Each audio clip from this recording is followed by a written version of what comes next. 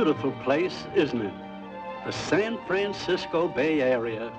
Whoever first decided to settle here must have been a poet. And if everybody in this world was as smart as he thinks he is, well, this would be the most populated community on earth. Thank the good Lord, the world is full of dumbbells. Here in our little colony, you know, we got only the best. We have poets, artists, philosophers. How's it going, George? Good morning, Captain. Hi, Captain. What you got there? Oh, this is a block of driftwood. We're going to do a little whittling. Artist, George is, you know. He paints nudes. In plain talk, naked women. Most men, when they go out to paint nudes, they hop out and grab themselves a naked model. Not George. That's his own wife who's posing for him. That's his own legal wife. Kind of hard to figure out that kind of reasoning. Are you talking to me, sir? No, I'm not talking to you. Ever since that movie show, Tom Jones, people think other people are looking out and talking to them. Why should I talk to him? Oh, this is a fine place to live. I used to own this boat when she was in service. When I sold it to the professor 6 years back, I didn't lose a home. I gained a family. Ahoy, Vina! Ahoy, Captain. That's the professor's wife, Vina. She's as pretty as the sunset. Keeps us all on an even keel, too. Him, me, and the 2 kids. Leaf is his name. You know, the famous poet, Professor Leaf.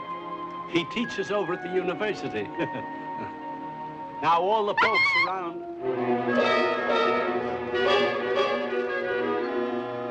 Oh, I'm sorry, Compass. Now, all the folks around here are as students, or as ex-students, or just plain admirers. And there's lots to admire about Professor Leaf, including his temper. He teaches the English poetry course over at the University of Coronia. That's one of the biggest in the West.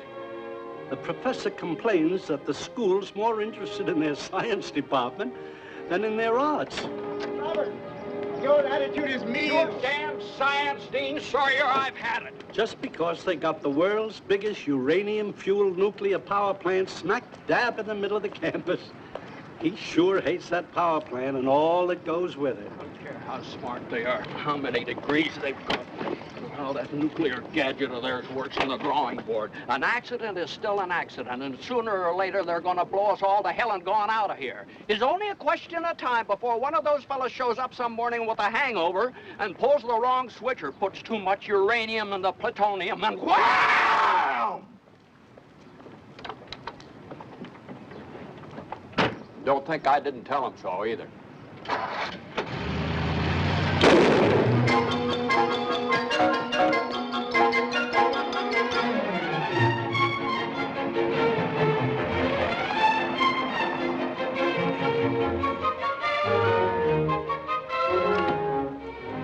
What's wrong, Professor? If I were President of the United States, do you know the first law I proposed to Congress? No, sir, I don't, and that's a fact.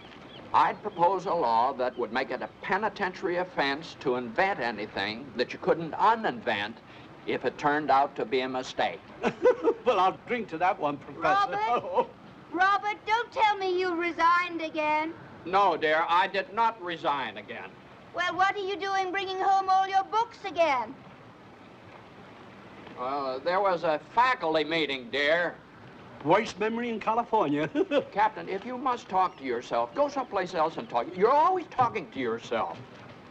Darling, tell me what happened. Well, I'm positive I didn't resign, Vina. I admit that I started to. I even put it down on a piece of paper, but I didn't... Darling, you didn't get into a fight, did you? I certainly did not get into a fight. I simply told the man that we didn't intend to let science push the rest of us off the sidewalk. And if he ever tried to put the squeeze on the English poetry course, I personally make it my business to tear him apart. Well, now, what about your Dylan Thomas lecture? Oh, dang it. What time is it? What? Nearly 6 bells. 6 bells. What's that in a Well, clock? that's 3 o'clock, darling. You've just got time to make it. Wouldn't it be faster by car?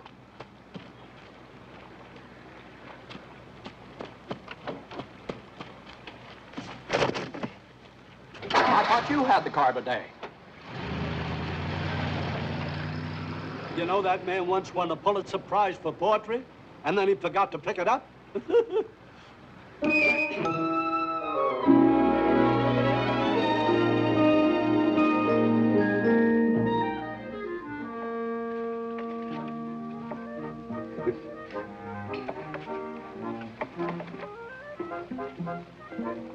No matter how many crises the professor has during the day, when evening gets here, he finds solace in music. Everybody around here loves the Leafs family concerts.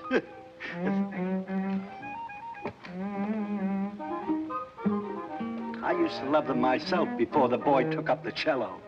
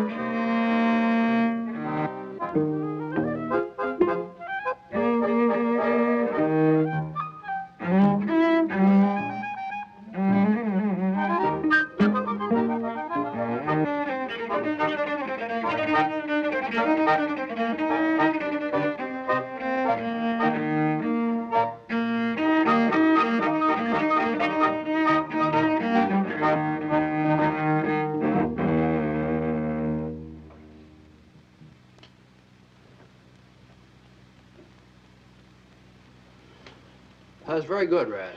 Thanks. Very good. Well, if that's all, Dad, I have some biology. That's all there. Thanks. Night, Penny. Good night. Thank you, Erasmus. Kenny, hi, up here. Well, it's about time. I thought you'd never come. I can only stay for a half hour. I've got to study my biology. Well, that's why I'm here. Kenny! Shh. Are you coming up? Yes, in a few minutes, dear. Raz, I'd like to talk to you. Oh, man-to-man stuff. Already? I'm only 8. You sit over there, son.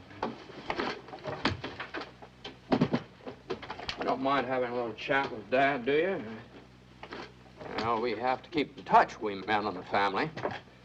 Nothing wrong, nothing like that. It's just I was thinking, we had quite a few little bloopers this evening, didn't we? Did you notice them, too? Here and there, yeah, here and there. That's just nothing too serious. The finest musicians in the world had a clinker now and then, but we're not professionals. We're simply a family that happens to love music, wouldn't you say so? Yes, sir. Well, that's all that really matters, son. That's all that matters, to love it. And it doesn't matter how many mistakes you make, as long as you've got it here.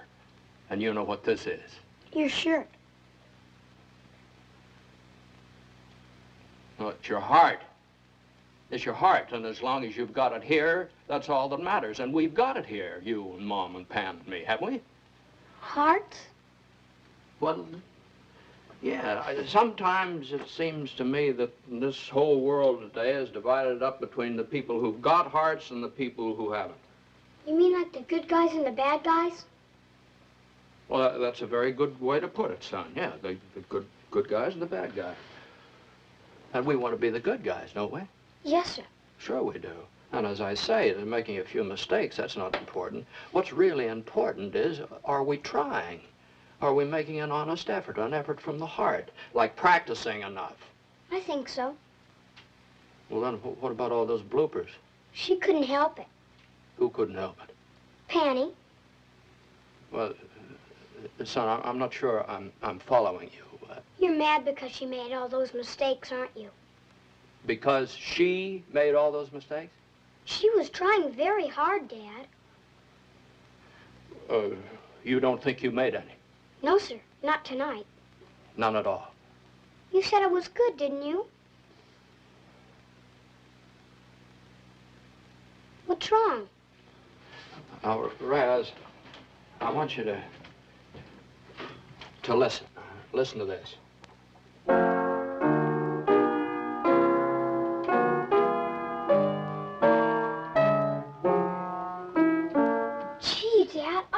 know you could play the piano? What was that? My Country 'Tis of Thee. What did you think of the way I played it? Oh, that was great, Dad. That was just super. Thanks a lot. Well, it's about time for bed, isn't it, son? Yes, sir. Don't say anything to Penny about it, will you, Daddy? She tries so hard. I won't say a word. Won't say a word. Good night, Daddy. Good night, son. Oops, I nearly forgot my Jell-O.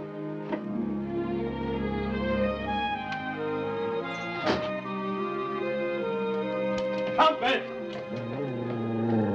Trumpet! I spilled my pipe on him.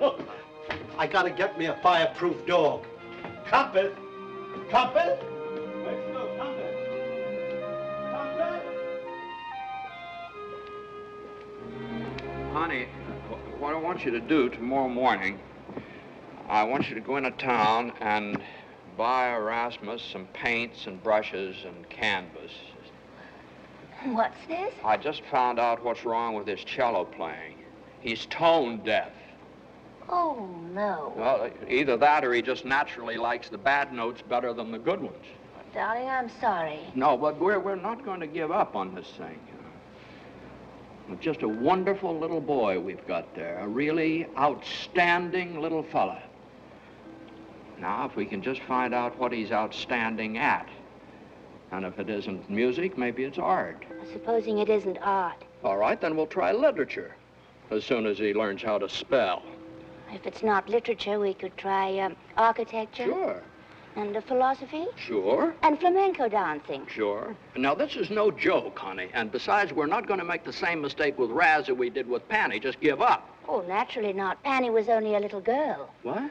Well, you don't catch a father taking the same trouble with his daughter, heaven forbid. But if it's his son, the work. Well, what are you talking about? I couldn't love Panny anymore if she were my own daughter. And whose prey do you think she is? No, I didn't mean that. You've never shown that concern about her. Well, in other ways I have. And besides, how are you going to make an artist out of a girl who in the 3rd grade decided to make it her sole aim in life to marry a millionaire?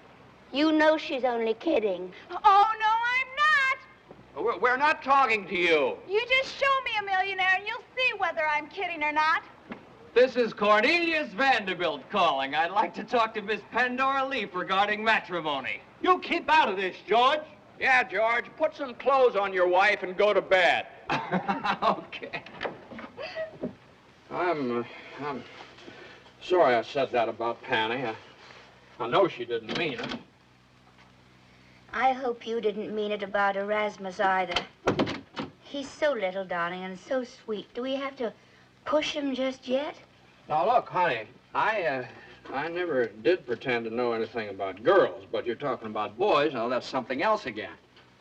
I happen to have been one myself, and I'm telling you that this is exactly the age to lend him a hand in his development. You see, this little mind of his is just awakening, and all around life is calling, and it tries to answer, but it can't because it's bewildered and confused. This is that magical moment of childish innocence when he just doesn't yet know what he wants. I would like to kiss you good night.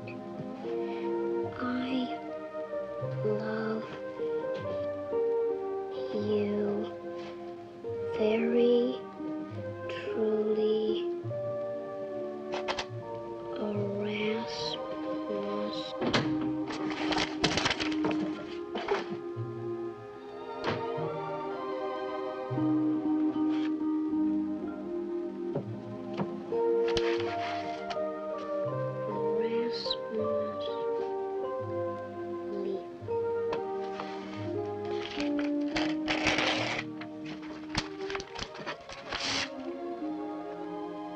Miss Brigitte Bardot, France, Europe.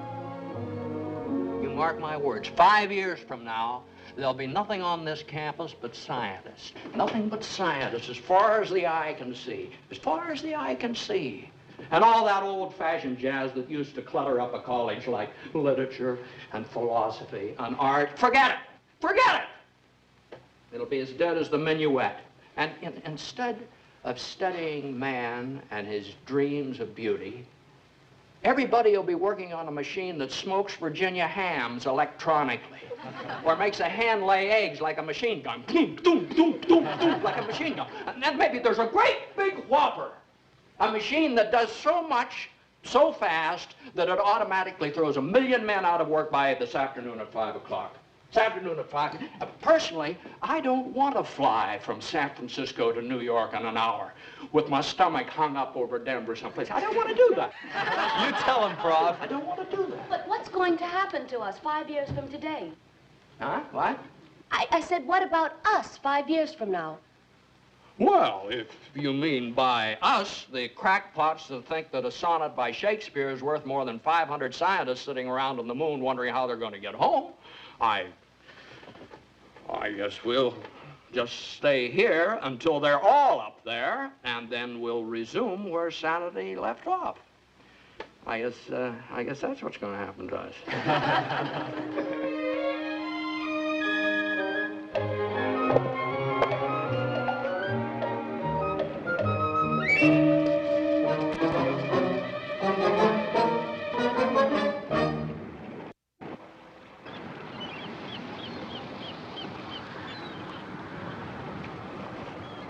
Why the cab? You leave the wagon in town? Something happened?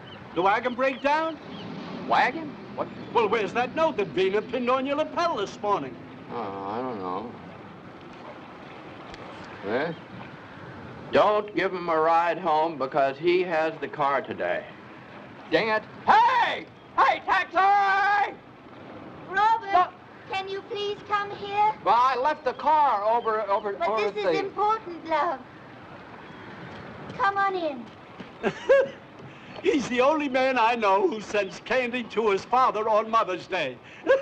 Oh, good afternoon, Miss Eva. All right.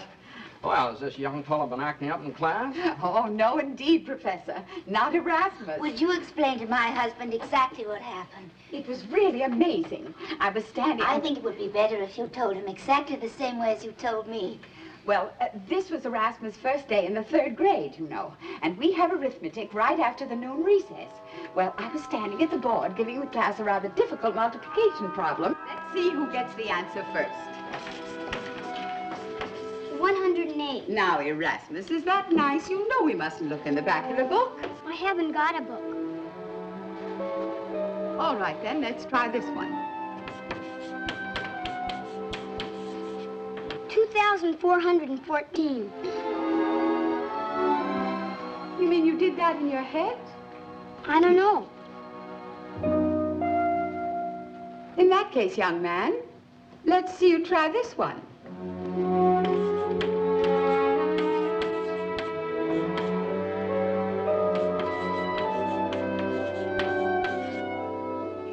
$353,853,640.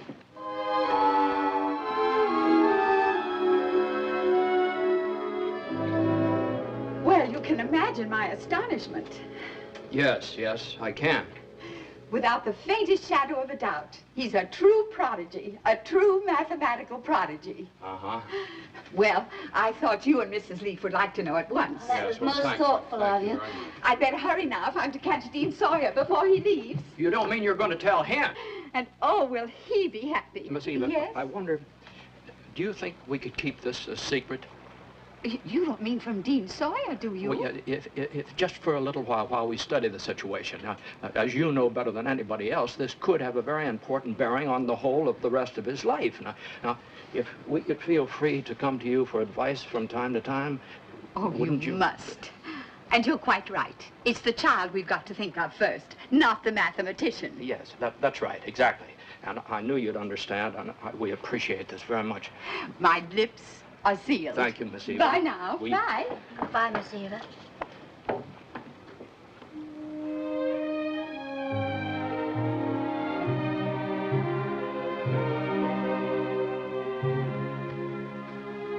Well, Raz, you certainly What is it? Is it some sort of a trick or something? No, sir. Well, then how'd you do it? I don't know. Some sort of a trick, because I couldn't multiply. Even Mom, she couldn't. How much is 1,726 times 8,726? 15,061,076. Is that right? Oh, that's pretty good, Raz. But I want to tell you something. I don't want you to do it anymore. Because if they find out about this, do you know what they're going to say? No, sir. They'll say, there goes that Erasmus Leaf. He's a mathematician. Gosh. And we don't want that, do we? No, sir. Of course not. Of course we don't. So we'll just keep this our own little, closely guarded family secret, huh? That's a boy.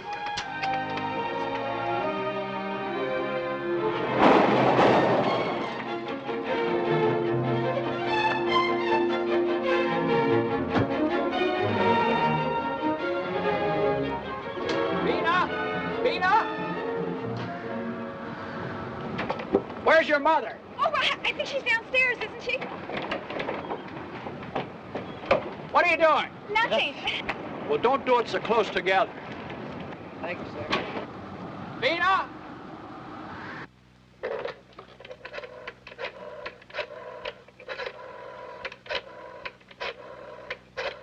Vina! See this? Oh, dear. Hello, evening, Harold. Give me the editor. Now, just a minute, I'm darling. going to give him his choice. Either print a full retraction of the whole nonsense in the next issue he's going to Yes, hear but from it's me. true. Yes, and who is it? What'd you say? It's true. Hello? What, the headlines of the story? Hello, who is It's this? Are you there or aren't you? Hello? What do you want? You called me. What do you want? No, don't bother me. I'm busy. When it happened, I had no idea they were going to print it in the newspaper. Let's not panic. Now, let's just keep calm and let's examine the situation coolly. All right. Now, what happened? Well, it was the afternoon that I went to buy the paints for Erasmus, and we stopped by the bank to cash a check, and they were just getting ready to close. There we are. I'll be right back.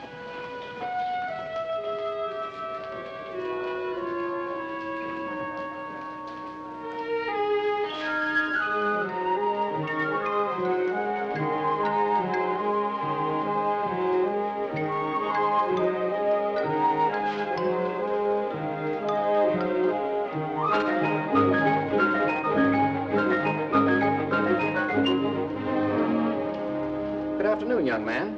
This is wrong. The statement? It's $1,012 too much. Well, I'll just have to fire our bookkeeper, won't I, young man? Yes, sir. All set. Off we go. Your son was just pointing out that our balance is in error. Oh, well, then that's quite possible. $1,012 too much. I'd advise you to call the attention of your manager to that. I am the manager, Mrs. Leaf. If Erasmus found a mistake... Mrs. Leaf, if housewives kept their checkbooks as well balanced, we in banking would have very... We're not discussing housewives' balances, Mr. Manager. We're discussing yours. And if my son says that you're in error, there's a very strong possibility that you are in error. My dear lady, I don't know how bankers in England operate, but here in America we have... In England, my dear sir, the bankers are acutely aware of the fact that the young people of today are the banking customers of tomorrow. And they make every effort to instill confidence both in their management and in their arithmetic. Have you a copy of this statement in there? Yes, sir. Run it through the machine again. Yes, sir. It's in the bottom bunch of numbers. Fortunately, Mrs. Leaf, we are in a position to give you a prompt and exact tabulation of these figures, which I trust will instill you and Erasmus with the confidence you obviously had in the Bayshore National Bank when you opened your account at this branch. Excuse me.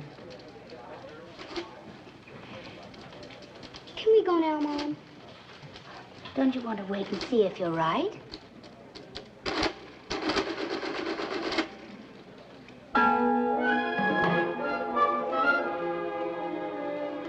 How much?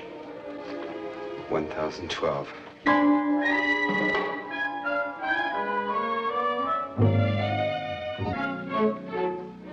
It was 1,012.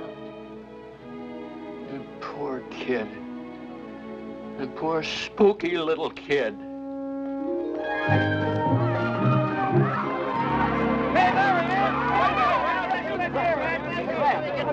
How old are you, son?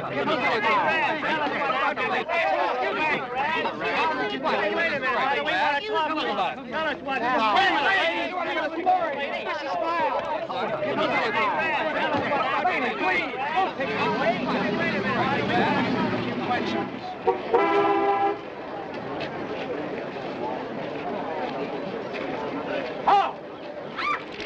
Where the press, Professor? You back off.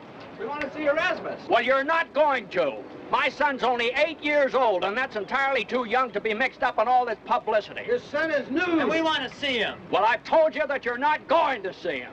Come on, Professor. We just want to talk to the kid. Now, look, I'm through talking, and the first one of you that tries to board this vessel is going to have to answer to this. You got a license for that gun? I not only have a license to this gun, but as commanding officer of this boat, registry number 592777, it's my duty to use this gun for the defense of my ship against pirates and against anybody that tries to board this ship illegally. Now, come on, get out of there. Now, cut it out, you nut. Now, come on, Professor. We just want to talk. Go on, beat it. The safety's on. No? Darling, there's a call from New York. Will you take it? All right, but you fellas, I warn you not to make any sudden move. This friend of mine's a hysteric. I'll take care of him.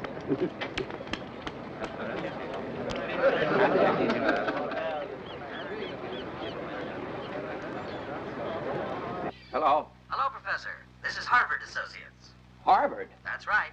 Now, without thinking, just off the top of your head, what is your reaction to this title? Ready? What title? Beat the Kid. Beat the what? Beat the Kid. I think I must have missed something. The idea is this, Professor. Each week, Erasmus would face a panel of top mathematicians, physicists, biochemists. What for? Well, I throw out a problem. A clock ticks, tick, tick, tick, and the eggheads try to beat the kid. He couldn't possibly do a thing like that. That's the most ridiculous thing I've ever... It's ridiculous if we feed him the answers ahead of time. Say, did you say Harvard? That's right. Edgar Harvard. I package TV shows. Why, you... Scoundrel. A fellow like that ought to be taken out. Exactly. Daggone, that's safety. Huh? Yeah? Dad, I know that you're working, but Kenneth and I have just had the most marvelous idea. You'll never guess what it is. What is it? Look. What's that? It's Raz. Raz? Isn't it gorgeous? George painted it next door. Was he run out of canvas? No, this is just a sample. You know, Kenny works part-time at Sears. Well, we're going to go into business and sell them the Erasmus leaf sweatshirt. $1 a piece. Get rid of it. Get rid of it? Well, you can't ignore an absolutely fantastic idea like this. To make money, you don't know how much you can make from a deal like this, Dad. Now, Penny, there is absolutely no deal in which I would sanction your brother's countenance to sop up the body fluids of countless sweaty little boys. But, Daddy, how can you be like that? Like what? What's so special about Raz? I mean, if Beethoven can do it. What's Beethoven got to do with it? Well, you know, sir, the Beethoven sweatshirts. Yeah. Uh-huh. Ludwig von Beethoven on a sweatshirt? Uh-huh, and Brahms, too. I don't believe it. Well, sir, we saw a lot of them at Sears, and Brahms is very big at Stanford. Now, wait a minute. Listen to me, both of you. Now, I've been sitting here for hours trying to complete one single line of poetry. One single line of poetry. And I'm afraid that I just am not going to be able to find the words, because the only word I can think of right now is sweatshirt. Now, take that thing out and burn it. Yes, sir. You're passing up a fortune, that's what you're doing. First the TV show, and then Life magazine, and Look, and the World's Fair. No wonder we've never had anything. And with that attitude, you know, we'll just never, ever have anything. Oh, Penny. Like a new car, and a real house with a garage to put it in, and a new dress for the prom. Pandora.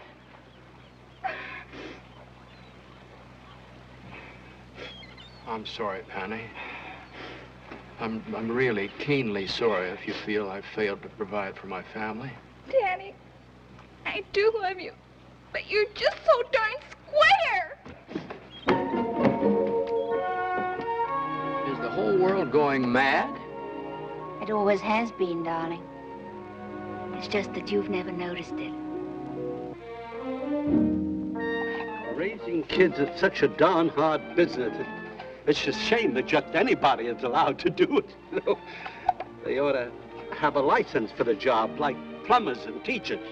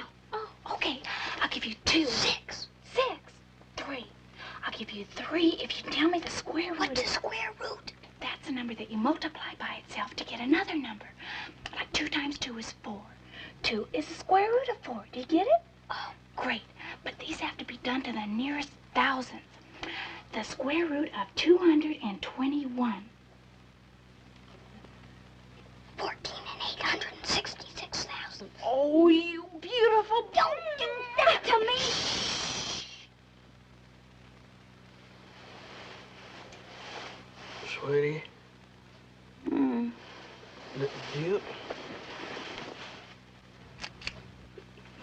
Do you think a psychiatrist would do anything for Raz?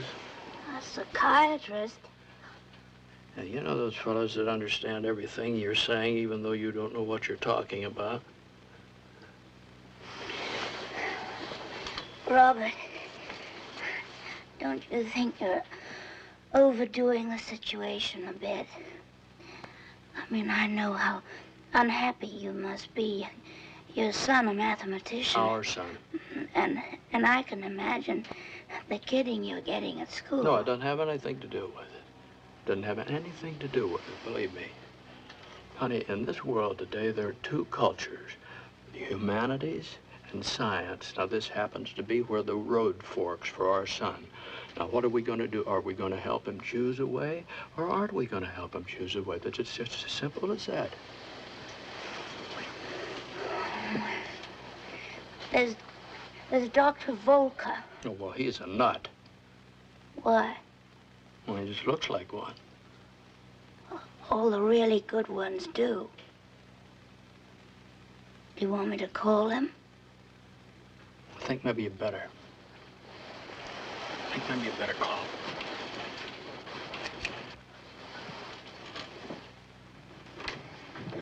Good morning, Mrs. Lee. Good morning, Doctor. Erasmus, this is Dr. Volker. Good morning, Erasmus. Good morning. Now, I'm going to leave you both alone so that you can talk about things together. What things? You just leave that up to the doctor and lie on the couch. Oh, no, not with children. Never on the couch, never. Well, you just tell the doctor whatever he wants to know, and I'll be right outside waiting for you. Thank you, Mrs. Lee. Please sit down, young man. So, you are interested in numbers? No, sir. But your mother said so on the telephone. Mathematics? Calculations? What are you interested in, then? Brigitte Bardot. What did you say? Brigitte Bardot. You better lie on the couch.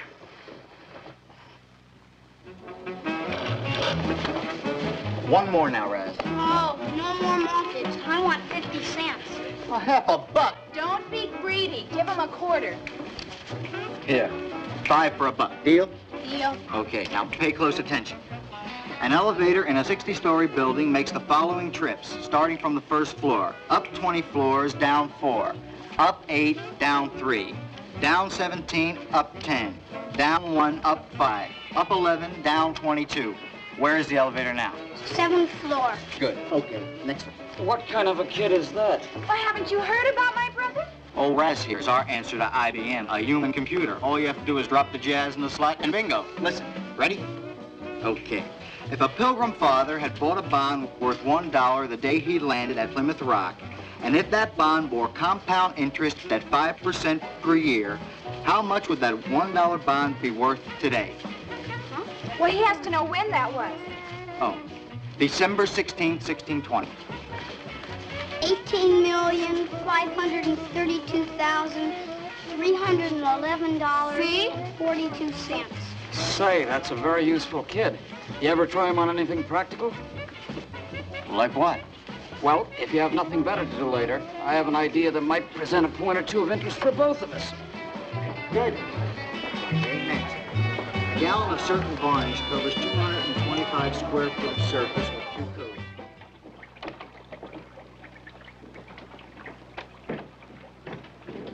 Did you finish the dishes already, young man?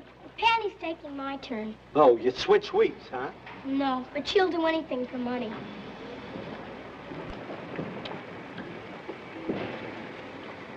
Excuse me, Captain.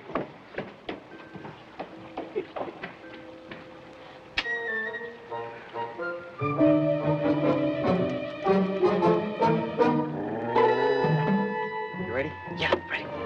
How you doing, Raz? This is Orville. Remember him? Hi. Hi, kid. How are you? Oh, yeah.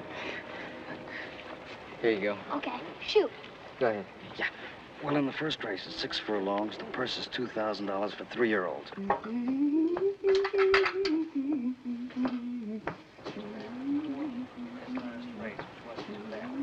Mom, Dad, Kenny's here. Do you mind? All right, Penny, but not for long. Okay, my homework is all done. Hey, that boyfriend of Penny's, Conrad? Kenneth, darling. Kenneth, darling. Does he have any dough? No, that's really rather tragic. She'd set her heart on marrying a zillionaire, and now she's fallen for a pauper. Well, the reason I asked, I saw him in a new car this afternoon. But, of course, I suppose that's the way it is with paupers these days. No, it couldn't have been his because he's working his way through school clerking at Sears Roebuck. Sure pay well. Do you think we could drop romance for a bit? Well, that's no way to drop romance for a bit. Come here. Dean Sawyer called this afternoon. Uh-huh. He just wondered whether a few of the math professors could have a little chat with Erasmus. No. Well, I said yes. Not a chance. Do you realize what this means? I do. They're going to stick him into that experimental school of theirs, the one where they train the little junior exploders to be tomorrow's big exploders. Now, just get on the telephone and tell them you've made a mistake. Robert, does it ever occur to you that Erasmus is half mine? No, but that's the wrong attitude. And I don't mind telling you that I'm going to let them test my heart. Well, they're not going to touch my hat. If my son is exceptional in some way, I want to find out all I can It's the about wrong way it. to be exceptional. Well, for you, maybe. But speaking for myself, I'd rather be the mother of a good mathematician than a lousy artist. Oh, well, now, that's just not fair, Vina. Now, he's just starting out in his artwork. How can you possibly tell? Well, I can. The first thing he painted was the American flag. I'd like you to see it. He's colorblind.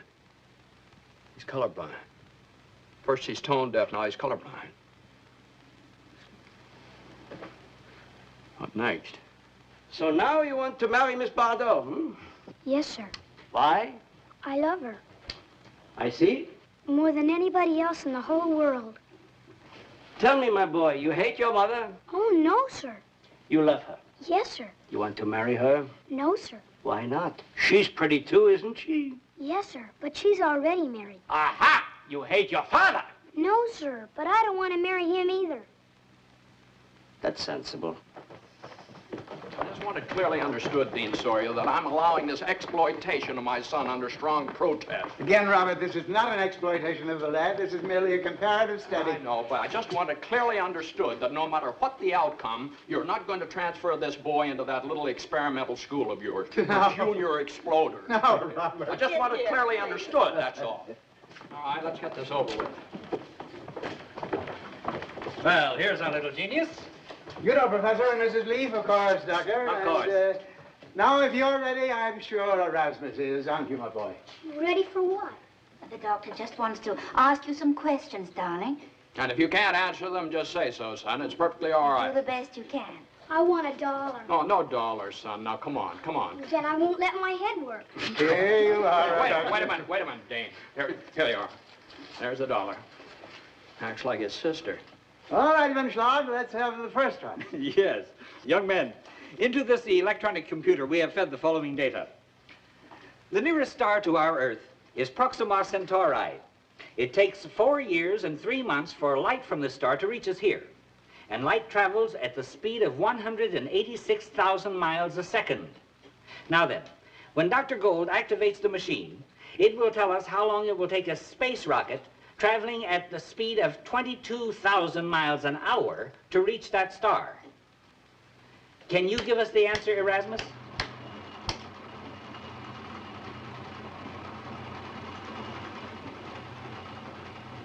$129,354 years, 199 days, 2 hours, 10 minutes, and 54 seconds.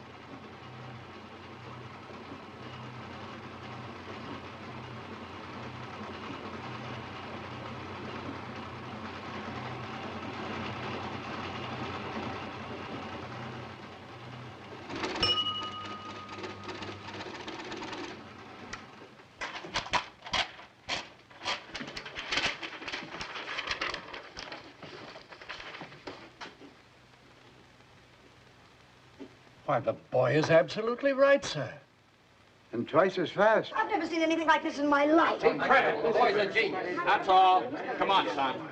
Oh, no, not yet, please. This could have been an accident. Accident? One more, if you don't mind. Will you excuse us?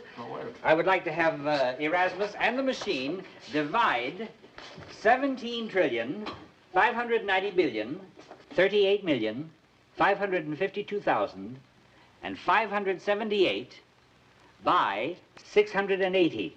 It can't. The computer? No, sir. But 680 won't go into it even.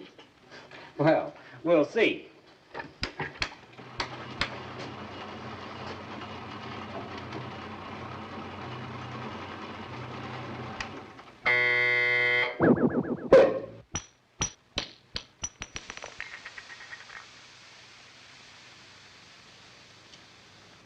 How in the world did you... The only numbers that'll go into it are 8,191 and 2,147,483,647. Those are the only ones. Can we go now? That's all. That's all. Dr. Lee, may I impose for a moment? The state highway... it means that... Now, if you'll please leave, all of you. Darling, it's their office. Oh.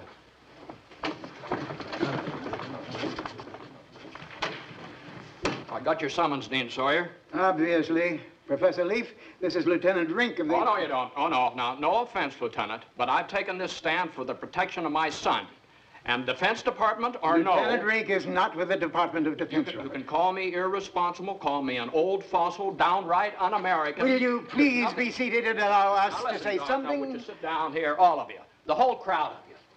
Now, what you want me to do is to exploit my boy. Now, what none of you seem to realize is what's happening to Erasmus. Ever since this whole weird phenomenon started revealing itself, this poor kid has been withdrawing into himself, and something's happening to him, which very frankly is starting to trouble me deeply. It's causing us trouble too, Professor. All right, let's all just forget about the whole thing, let the storm die down, and permit this kid to lead a normal little boy's life. Such as devoting his talents to the handicapping of horses? Such what? Lieutenant Rink is from the sheriff's office. Professor, your son has been supplying information to one of the most active betting rings we've uncovered in some time. Right here on this campus. Erasmus? What kind of information? He would know a racehorse from a jackass. His information is computed from published data, and he is far and away the most successful handicapper our department has ever encountered. Well, you must be joking about this. Kid's 8 years old. You know Kenneth Taylor, don't you? A friend of your daughter's? I thought his name was Kenneth Darling. Taylor. And Orville Snob? No, I don't know him.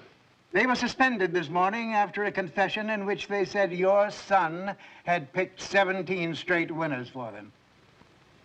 Little Raz? Did you or did you not know about this, Professor? Are you accusing me of using my own son as a toot? Toot? Well, isn't that what you call it, racetrack toot? Tout. So after all these years, well, this is the last straw. Here, give me a piece of paper. Now, look, Robert. I'll show you. Robert, you know, one of these days, I'm going to accept one of your resignations. And you're going to accept this one. And if I ever set foot on this campus again, I hope somebody shoots me. That's all. Robert, please. Excuse me, sir.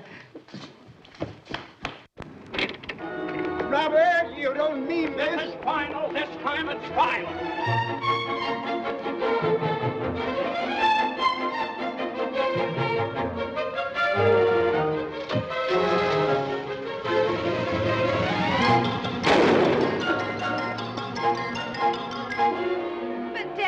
Now, you stay out of this, Penny. This is between me and what's his name here. But, sir, believe me, I was only trying... You shut up, too. I want an explanation with this outrageous behavior. But, Daddy, Kenny's trying to explain. Why didn't they say something? Well, sir, I was only... You corrupted an innocent child. Now, get out, and I don't want to see you lurking around here anymore. Yes, sir. Where are you going? Well, you told me to leave. Not until you explain. Daddy, wait till Mom brings Raz home, and then we'll show you how it works. I want $3. But, Raz, you can't charge just to show Mom and Dad how you figure horses. Raz, this is just for practice, no bets. I don't care. $3. You see, the boy's tainted. But the only thing he ever spends money for is stamps. Well, you collect stamps, Raz? No, sir. Well, come on, let's get on with the exhibition. No money, Raz. Pick a race. They have to feed him so many statistics. One race a day is about all he can do. But with Raz, one's enough. Okay, Razzle Dazzle, here we go. The 6th at Tanforan. 7 furlongs for maidens. Weather clear, track fast. Track record 121 1/5. First, Al's Rose. Last time out at the distance, 3rd by 2 lengths in a time of 1:28. Second, Vesuvian.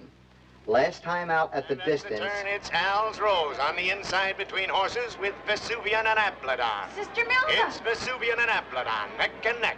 Where is she, Vesuvian is moving up and Aplodon is pulling away from Al's Rose. Oh, I'll die. I'll just simply Al's perish. Rose drops back as Crown Me moves in behind Aplodon. Oh, dear. Now it's Crown Me and Aplodon with Vesuvian.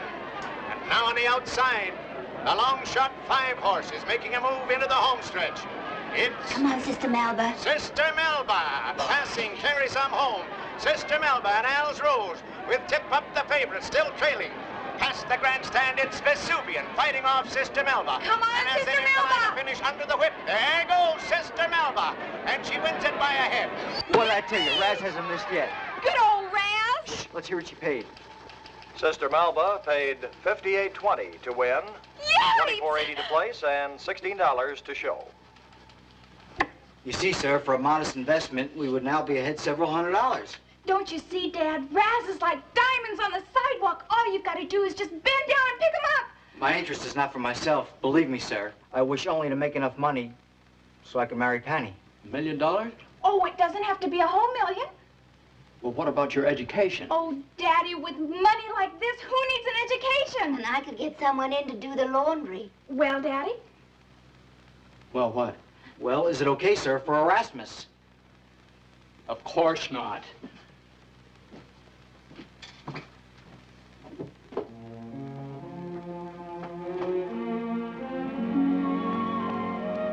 Robert, what's wrong with it? Well, we can't use our child like that, honey, to gamble with. But is it immoral? Well, no. I can't say it's exactly immoral. Illegal?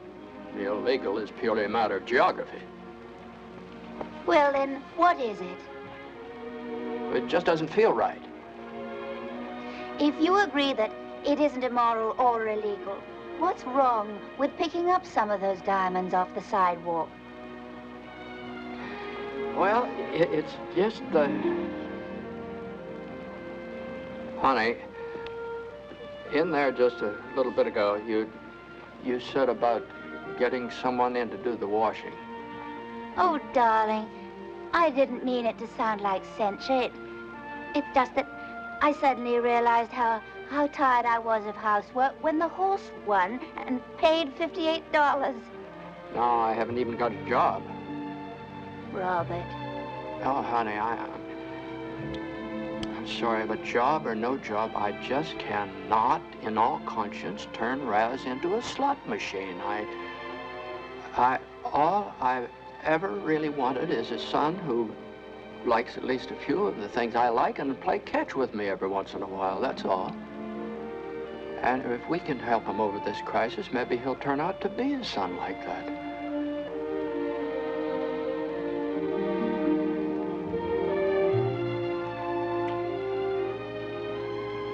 I'll go and start the dinner. Vina, Yes? are you concerned? I mean, about my making the resignation final?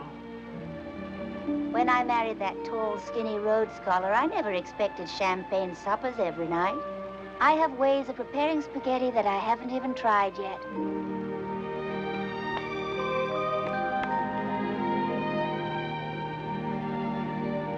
Robert, please explain to your daughter. What's the matter? I can't go to the prom. Why not? Well, how can I in last year's dress? Oh, Penny, I always thought that was the prettiest dress you ever had. Oh, with every other girl there and a new one.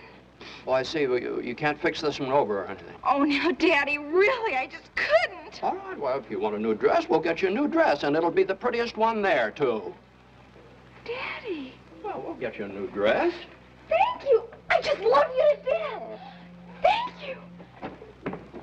Sure. You know, Robert, sometimes your impracticality goes too far. Well, now, if the dress means so much to her, dear, we'll just dip into the old nest egg. The old nest egg. Yeah, but that's what it's for, isn't it? Emergency. Have you any idea how much is left in the old nest egg? Exactly $18.35. Oh, well, that's not correct. You're so wrapped up in the humanities that sometimes you forget that a teacher's wife has to handle at least 52 emergencies a year. Why do you have to make such rash promises to Penny without consulting me? You must have realized why I brought her up here. Yes, looking back on it, yes. But I made the promise. I'm just going to have to make good on it. Well, how do you intend to do that? Well, it seems to me that years ago, during the Roosevelt administration, didn't they have something called Social Security? When you're 65 years old, yes. No. Penny will be a grandmother by then. No, but this had something to do with unemployment insurance, too. You know, where you get paid for not working. It was sort of like the subsidies they give to farmers for not raising any crops. I have to check on that tomorrow. I'll check on that. You're next, sir. Me? Step up. Oh, I'm sorry. I'll take it in small bills, please. That's how you'll get it as soon as you meet the requirement. Well, I thought I had met the requirement. I'm unemployed. Well, first you go over there and fill out the forms, then come back. What forms are there? Well, this'll explain it. You see, we have to try and get you a job. Why? Well, this is the State Employment Bureau. I thought it was the Unemployment Bureau. Oh, no. It works like this. You're unemployed, and we try and get you a job. No, but I've had a job. Now I'm here to get my money. What kind of work you do anyway? I'm a poet. Oh, boy. This morning so far, I've had an oyster opener, a balloonist, a circus fat lady who claims she went on a diet and lost her job, and now I got me a poet. Well, I am a poet. My name's Robert Leaf. Here. I'm in this anthology here. My name's in that book. Here. See this? My name's in this book. That don't make me a telephone. Now, you go over there and fill out the forms and bring them back like a good boy, huh? When do I get my money? Not today. There'll be a 2-week waiting period. 2 weeks? Well, is the rule inflexible? I mean, don't you ever make any exceptions? Believe me, if I could make an exception, you'd be the first one I'd make it for, cutie. Thank you.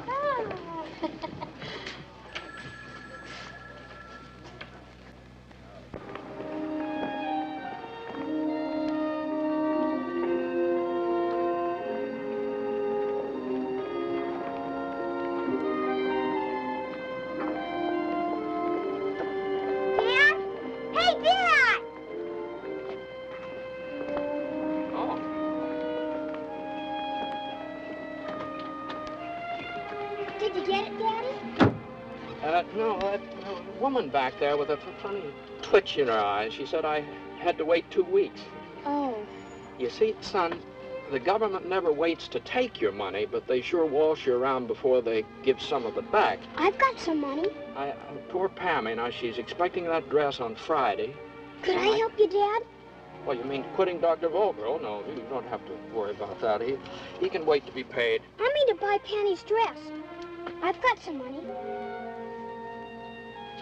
Where'd you find that? I saved it up from doing problems. Here, you can buy Penny's dress with it.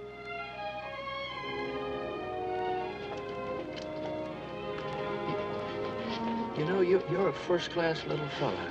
You know that, Raz? You are. First class. I've lost the key to the car. It's in there. Oh.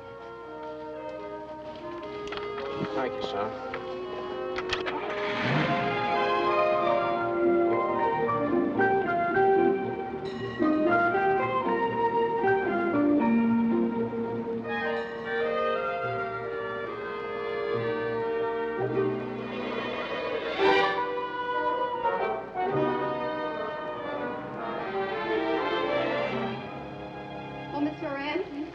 Would like to see a dress. Would you help him, please? Yes, certainly. What would you like? Well, we'd like to buy a dress for this young man's sister. Well, now, how old is the young lady? Well, let's see. Penny is... 18. She is? You're in the right department. Did you have anything special in mind? Yes, we'd like something pretty. Something with sort of something pretty. Of course. But what type of dress? For school? Or party? A party is the school prom. We have several attractive styles in prom dresses. What size is she? Well, now, Penny is about there, wouldn't you say, son? About? Is she slender or buxom? Could you suggest approximately? She's skinny. Well, no, she's not skinny. Well, she's not buxom. No, she's not buxom, but Penny is a sort of a darn good-looking young lady. Penny? Why don't I just show you some things for your selection? And if we pick the wrong size, she can exchange it herself. Oh, well, that'd be fine. That's a good idea. Well, you do that. Now, if you'll have a seat, I'll be right with you. All right, thank you.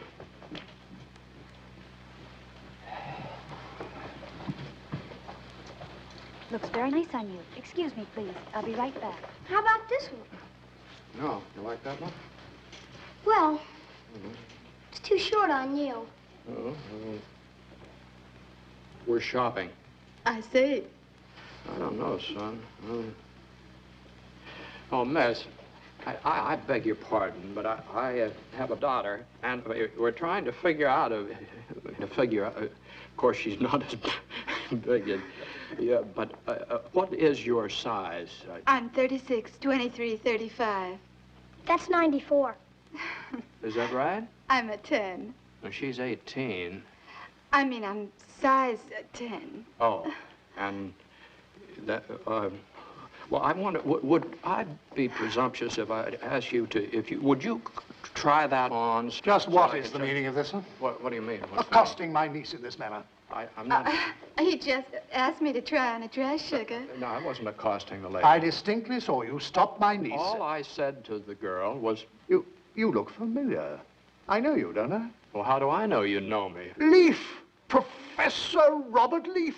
Well, that's right. My dear Professor, forgive me. Who doesn't know one of the world's great men of letters? Wow. I'm Dr. Peregrine Upjohn. Oh, Dr. Upjohn. Now, perhaps you're familiar with my treatise on the Elizabethans, published when I taught at Telomew. No. Well, no matter. Let me shake the hand that has written words noble enough to rank with Whitman. Well, you're too kind, sir. My dear, this is Miss Eugenia Clove, my niece. How do you do, Miss Clove? I'm very pleased to meet you. My dear, do try on the dress for the professor. Oh. I'd be happy to. Oh, thank you. Now, you must be... Yes, this is my son, Erasmus. Yes, we've all read about this young man. Dr. Leaf, if you can forgive my outrage, will you do me the honor of taking tea? Well, I have to get the boy to the doctor at 6. Perhaps some other time you'd come over to the house. I'd be honored. Have you got a card? I'm afraid I don't have a card. Well, I could write the address well, down. Oh, fine. It's right near here. Here we are. Several selections. I like the red one. So, I am the only one in the world who knows that Erasmus Leaf is in love with Brigitte Bardot. Hmm? No, sir. Well, who else knows? Brigitte Bardot. How? I told her in my letters. You write letters to Miss Bardot? Every night. All right. You better forget about her now. I can't. Try. Now tell me, what did you do today? I went shopping. Oh, and what did you buy? A dress.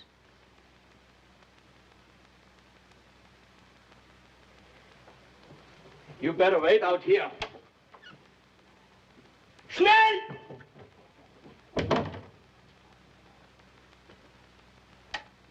Yes, Doctor? Please send me in here the boy's mother. She isn't here today, sir. His father's here. That's even better. The father.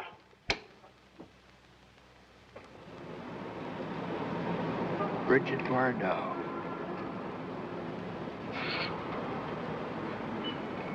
Brigitte Bardot. Sir, you may be colorblind, son, but you're a green-blooded, all-American boy. The professor and Rash should have been home an hour ago. I don't know, you put a father and son together, they're liable to go out and celebrate the fact that they're men. And that's worth celebrating, especially these days when so many women wear pants.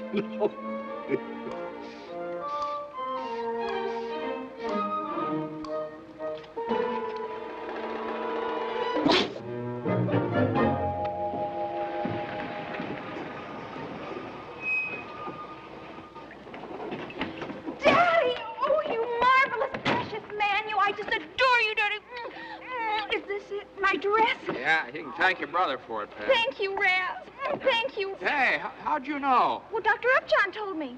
The slender birch in which the linnet nests is a promise made in quiet splendor. Heard above the drums of thunder, for silence is the shriek of life. Well, thank you, sir. Ah, my dear Leaf, much must be granted to the man whose soul and spirit united to give birth to those lines. Oh. You know, there's a music in your gentle husband's work that's to be found nowhere else in American poetry. I'm very kind, sir. You're very kind. He's simply been showering you with praise, Robert. The moment we parted company, Professor, I realized that fate had destined us to meet. Oh? Would you like some tea, darling? And then Dr. Upjohn can explain what we've been discussing. He's in the same position that you're in. You mean you're out of work? Precisely.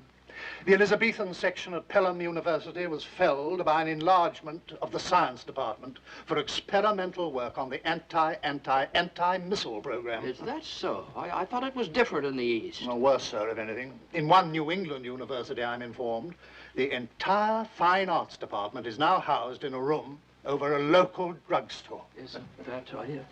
Vina, it's exactly what I've been saying all along. Yes, dear. The human race unquestionably is headed right back for the caves and the treetops. Unquestionably. Unless, sir, you accept my alternative and we fight back.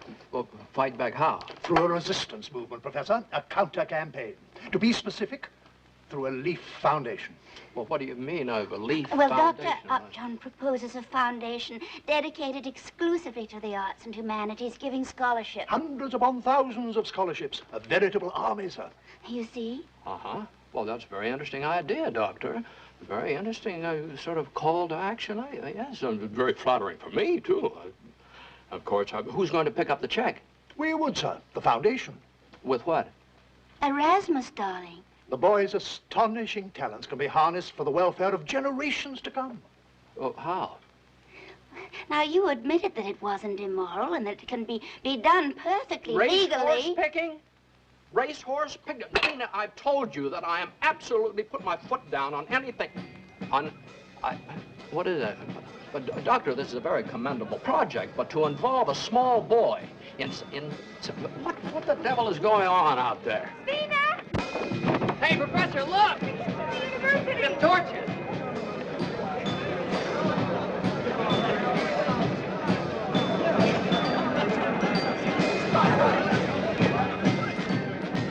Looks like we already have an army, Doctor. There he is! Come on, guy! Come on! Let's go!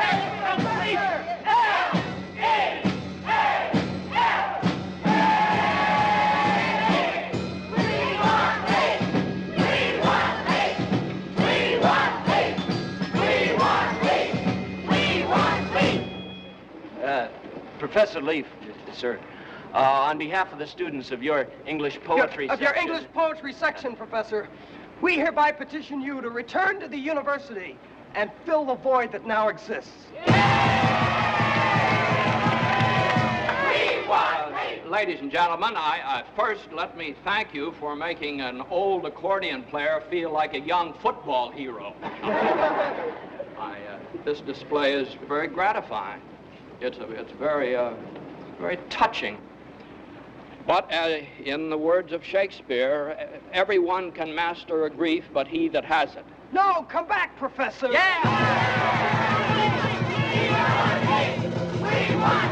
No, I naturally would enjoy returning to the campus. I just here as I look into your eager faces, I somehow see hundreds and hundreds and hundreds of other young people not as fortunate as you, and dang it, I don't know what to say. As a matter of fact, ladies and gentlemen, I have just been asked to participate in a project, and I suddenly realize I just can't reject it. In association with Dr. Peregrine Upjohn here, we are about to establish a foundation which will provide scholarships in the arts and the humanities for deserving students who can't otherwise pay their way through college.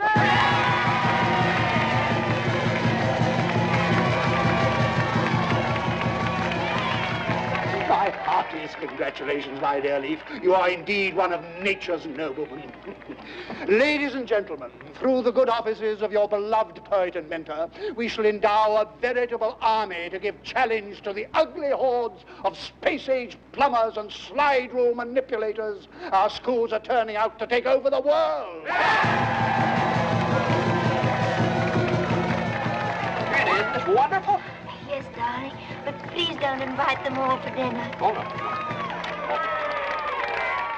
Just think of the youngsters these scholarships will help, honey. Just think of it.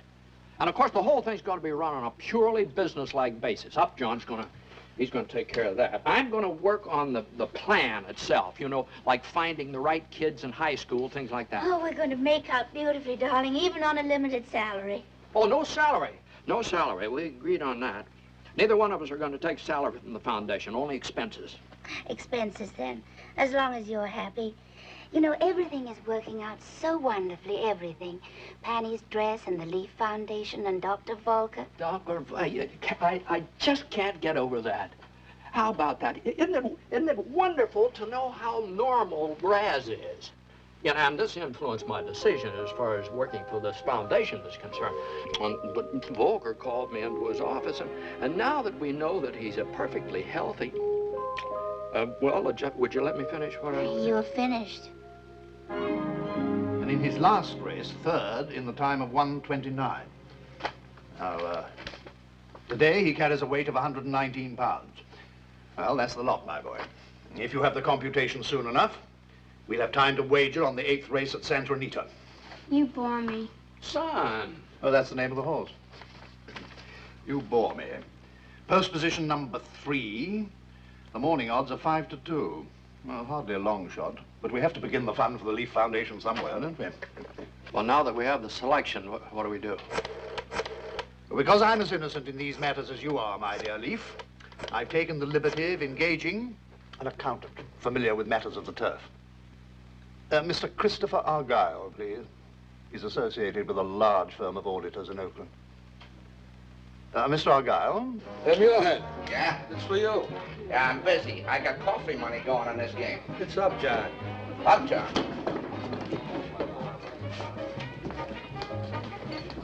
Yeah, Johnny?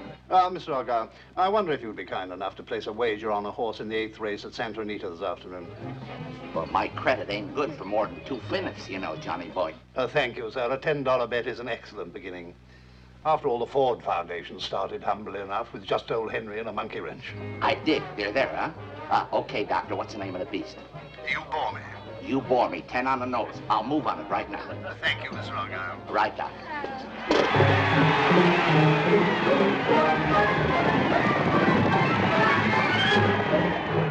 10, 20, 5, 6, 7, 8. Not bad for a start, huh? Slowly but surely, my dear Mulehead, we'll work our way up to majestic levels of investment. Town clown.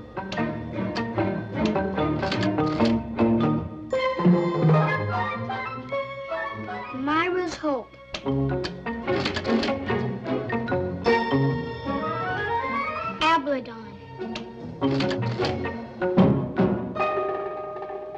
Bandito. Bandito. Bandito. I'm so happy I ever met you. You're such a sport. I can see how happy you are, my little one. You're overflowing with joy. Oh. Go powder your nose, my dear. Why is it? Oh. Oh, sure, sport. Now, what is it? Oh, trouble's filled. Today's long shot drove another book under.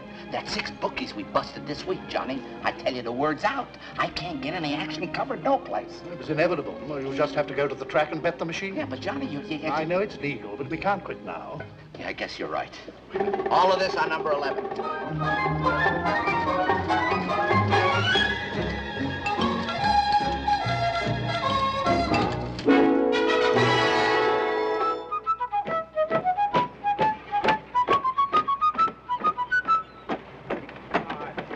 Let's have a lot of applause for the captain. Hey, Captain, you going to launch her? Yes, sir. Well, wait for us. Yeah, we'll be right down.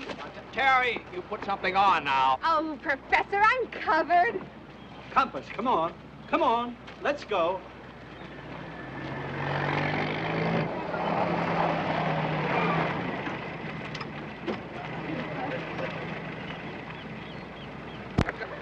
We've got a good day for it. Anything for me, Mr. Rugi? There is today, Raz. It's from France. From France?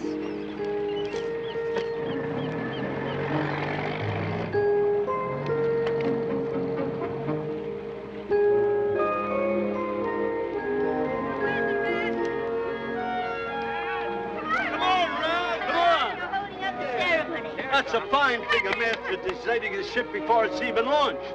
Can I see you? No, now, this is a great moment for the captain. You are hereby appointed master of the good ship Pacific Prime. What are you waiting for, boy? Here, into the drink with her. Here, give it to me. I'll show you. Now, she's launched. There she goes.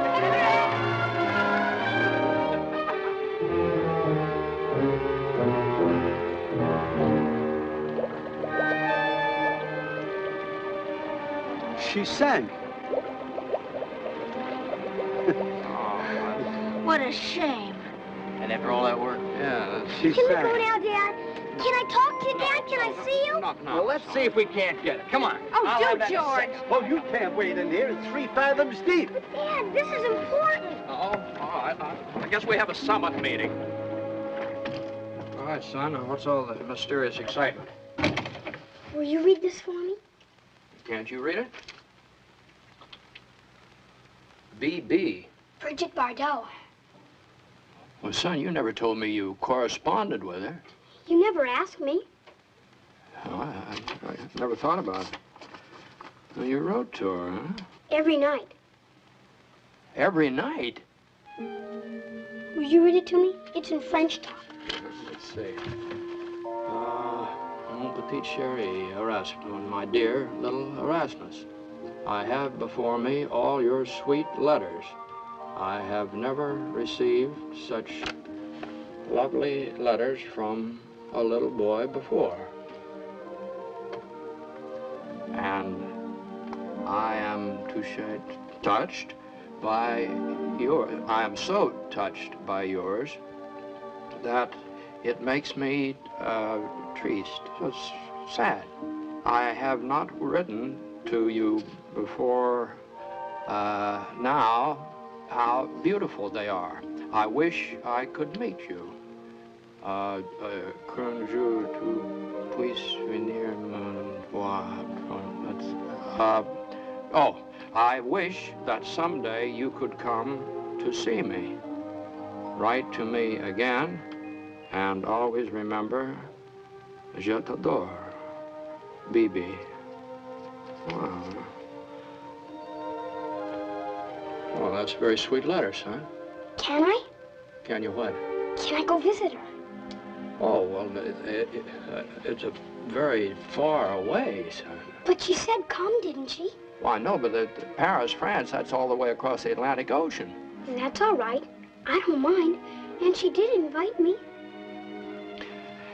Well, yeah, well, I'll certainly think about it, Raz, but I can't promise anything. And after all, a trip like this costs an awful lot of money. I have $11 left. Oh, it'd take more than that, son. A lot more than that. I can make some more. Oh. Make Dr. Upjohn pay me for picking those horses. Oh, no. No, Raz, you see, now that money is for our foundation, for a really important purpose. And we only use it for the absolutely essential expenses. And making a trip to Paris to see Brigitte Bardot just is not an absolutely essential expense. Well, son, let me think about this now. Let me think about it. We'll see. We'll see. That's a very nice letter, Raz.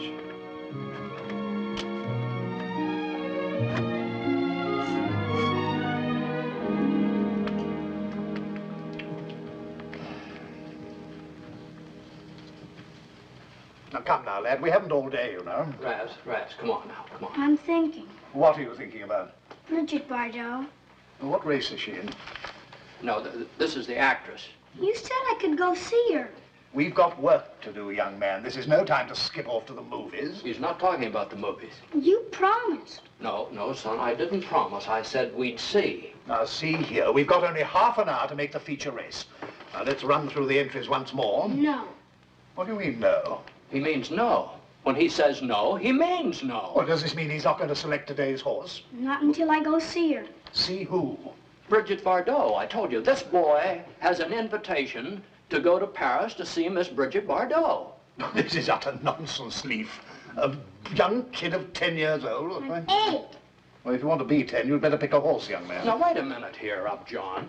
Now, if you're going to take that kind of an attitude, you're asking for a lot more trouble than you may be able to handle. Now, what's gotten into you, Robert? I'd like to know what's gotten into you. Well, my dear colleague, we've a great deal of money involved here, and Mr. Argyle is waiting for a horse. And that's another thing. I'd like to meet Mr. Argyle one of these days. I'd like to meet Brigitte Bardot. Well, maybe we will, son. Maybe we just will. Come on. Where are you going? Come on. I'm going home. And I'm going to find some way to get this boy to Paris.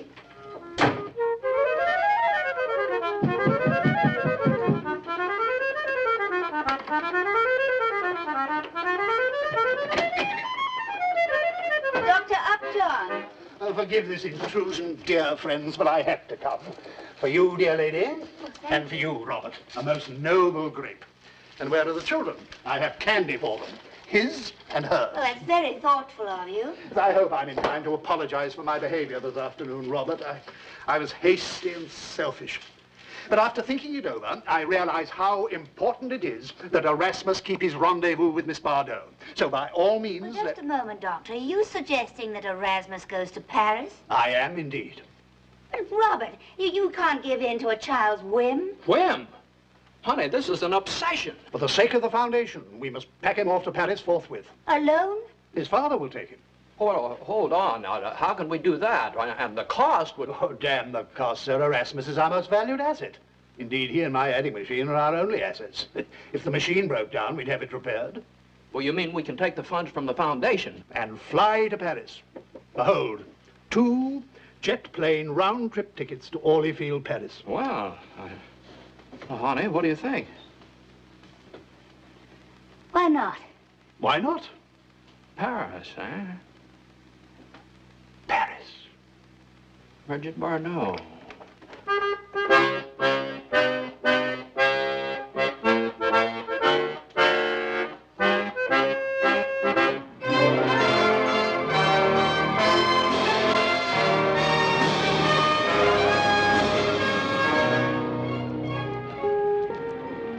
Once more. Enchanté, Mademoiselle Bardot. Pretty good. Taxi, monsieur? Yeah, taxi, wait.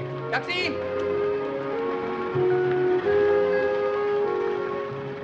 Anglais, vous parlez anglais? Oui, un peu, a little.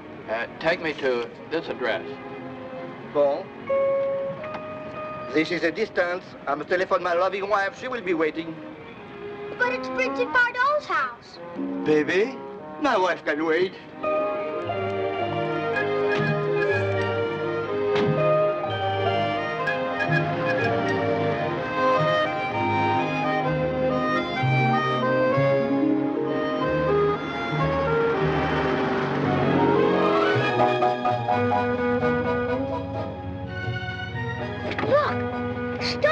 It's her! Over there! No, monsieur, that is not our baby. In France, many girls try to look like baby.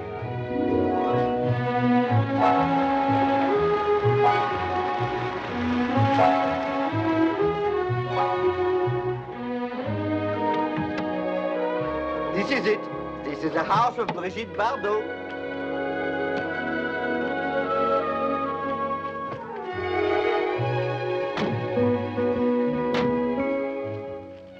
Permettez, monsieur.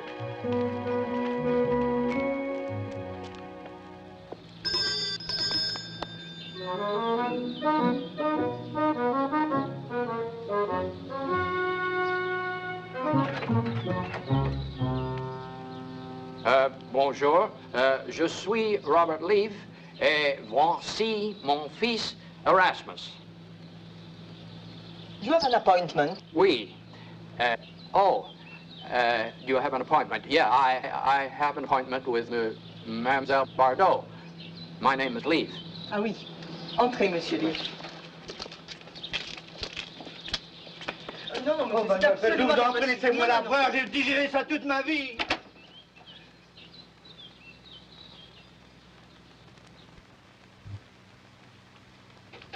Mademoiselle will be here in a minute. Merci, thank you.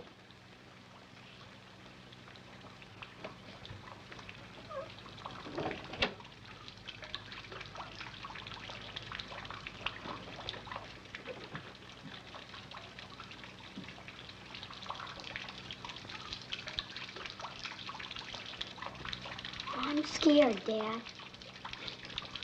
Oh, now don't worry, son. Everything's going to be fine. Well, look over here.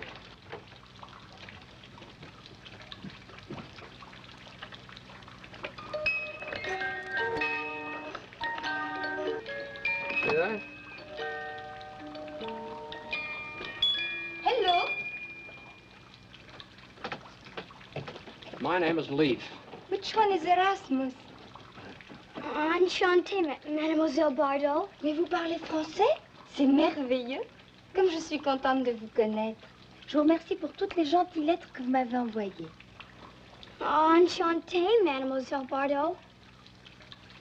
Yes, well, I'm afraid that's the extent of his vocabulary. Oh, then we shall speak in English. Thank you for your pretty letters.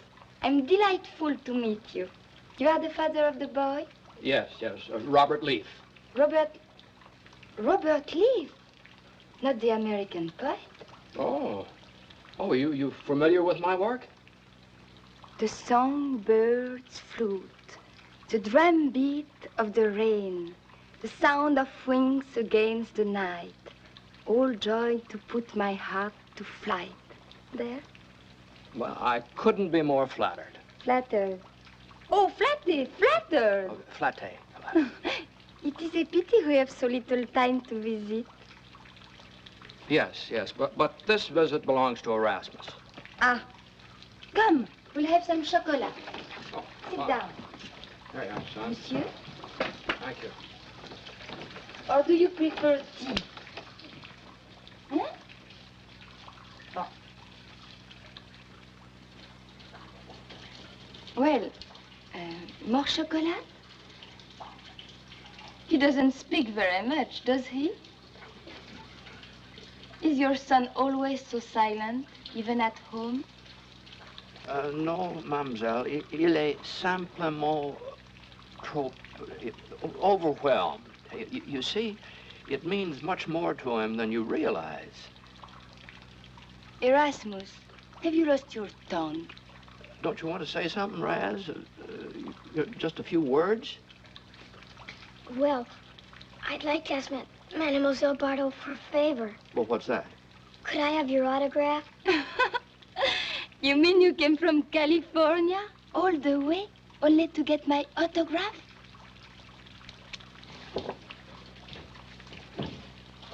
I'm sure you can do better than that. I have a new camera. Très jolie. And your papa will make a picture. Oh, Maman. Well, I'm afraid I'm not very good at this sort of thing. Mais c'est très simple. Vous regardez, you look through there, and you press this button, and we'll say cheese. Okay? Uh-huh. Come on. White cheese. That's what they say. Cheese, fromage. Uh-huh. Oh, there you are. Look here. Look at your papa. Oh, well, is everybody ready? Now, Raz, look this way. Look here. All right, now, here we go. 1, 2, 3, fromage. Did you smile? Yes, Miss Bardot. I think so. Good. Maintenant, on va développer la photo. Merci. Il y en a pour 1 minute. Well, now, there, Raz, you'll have a picture of the two of you. You've proved to your friends at school you really made a dream happen out loud. Even if they never believe me, I'll always know it happened. Uh-huh, yeah. This. Yes. There we are. Look. Well, that's amazing. Well, I declare. Well, isn't that... Look at Raz. Now I'll take Erasmus to meet Sophie. Excuse, please, us, Papa? Yes. Comes out of this.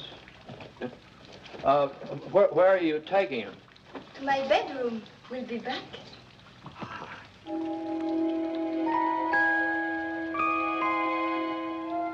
have a gift for you to take home. And you don't have to speak French to understand this little thing. This is Sophie. Sophie, this is Erasmus. And she has given me some lovely kittens.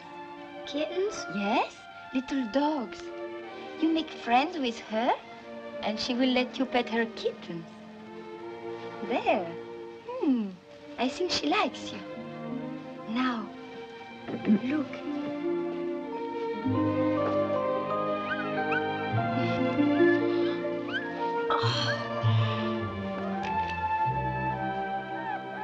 You like it? Oh, yes, I do. Take it. Me? Yes.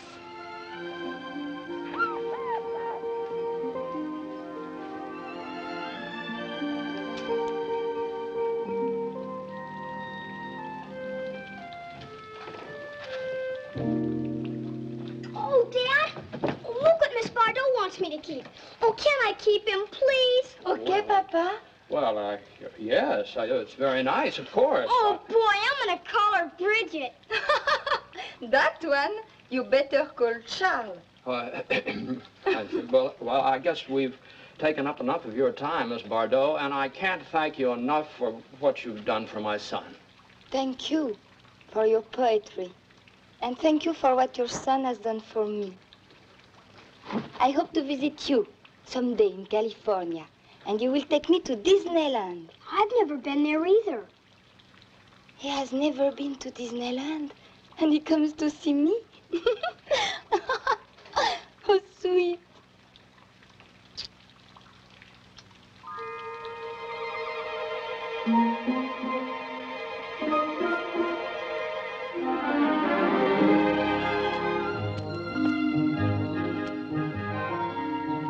I'll never forget her, never, ever. She's the most beautiful lady in the whole world.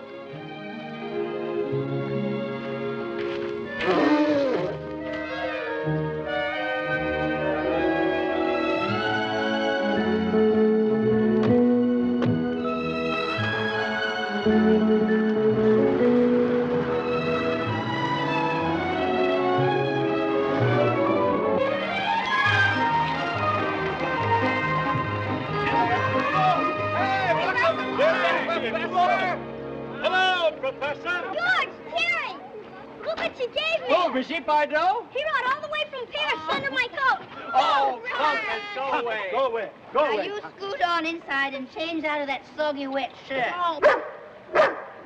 Ah, be quiet, Compass. Here, you take this. Oh, Professor Lee. Yes, sir. Excuse me, Professor. Remember me? Lieutenant Rink? Oh, yes, the dean's office. Yes. You know this man, Professor.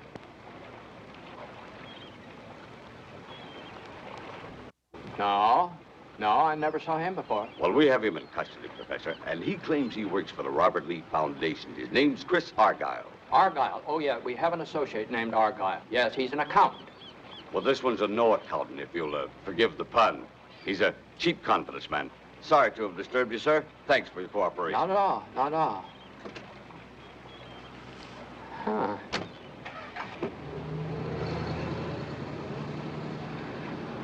Argyle.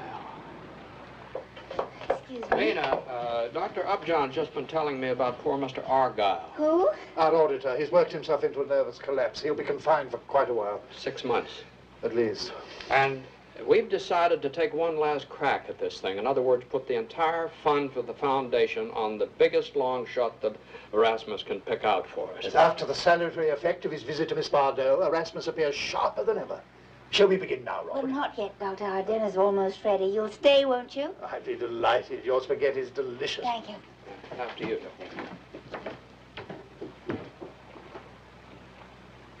And in his last race, first by a head in a time of 1:10. Track clear and fast. Paid $3.30.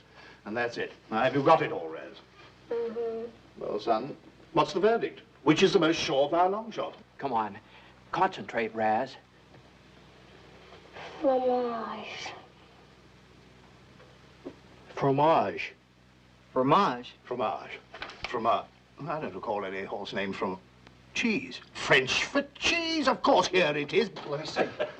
Sixth at Bay Meadows. Well, you're right. The 6th at Bay Meadows, French cheese. Great God in the mountains, a 60-to-1 shot. Oh, Robert, this is the one bet I'm going to enjoy making. I think I'll go out to the racetrack myself this time.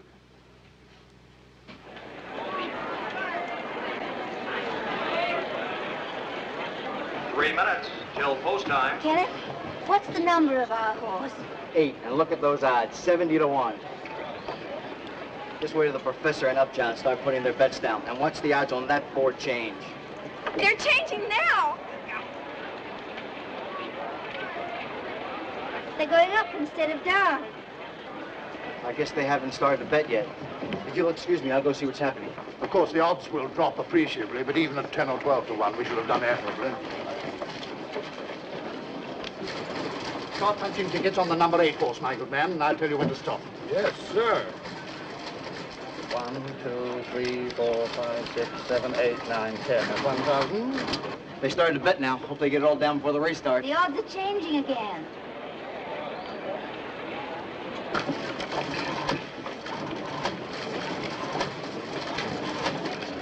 Now, that's a lot. Let's go.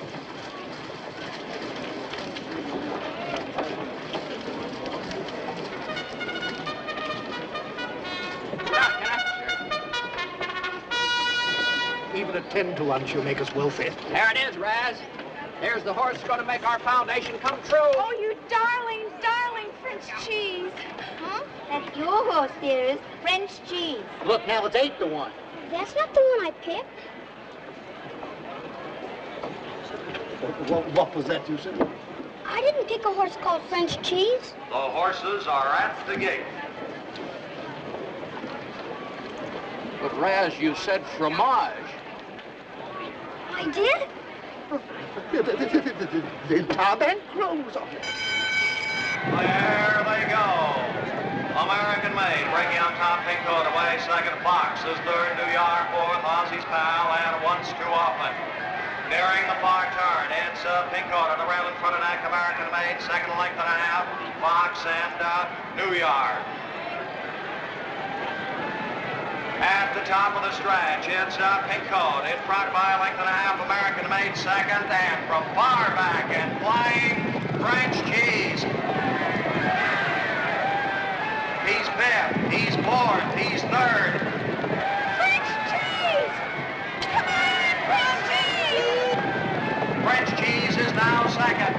Body's pink coat in front by 3/4 of a length. French cheese on the outside under the whip. It's pink coat in front and French cheese. It's French cheese on the outside getting up and winning it on the inside. French cheese won! What? Did you see? She won! She won! What are you doing? Doctor, they Let me see. Hi, did you see her win? We won, sugar, we won. Have you the airplane tickets? 2. For real. It's the only way to find.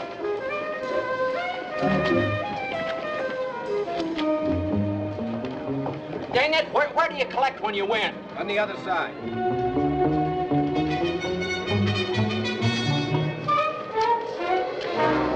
Hold it. I I'd like your name and address, please. How dare you? Get your clammy hooks off me. Treasury Department, Bureau of Internal Revenue. We have to make certain that income is declared. There's nothing to declare.